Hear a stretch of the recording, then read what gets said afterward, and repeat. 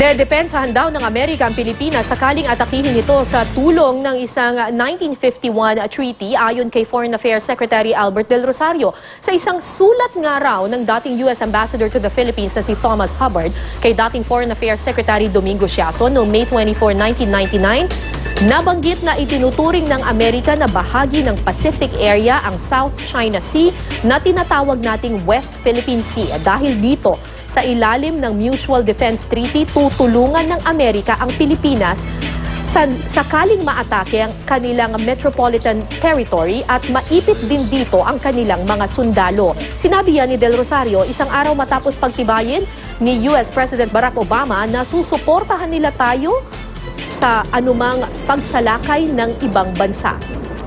Tensyonado pa rin ang sitwasyon sa West Philippine Sea dahil sa agawan sa mga isla roon. Ang Pilipinas lumapit na sa International Tribunal sa The Hague, Netherlands para maresolba ang usapin.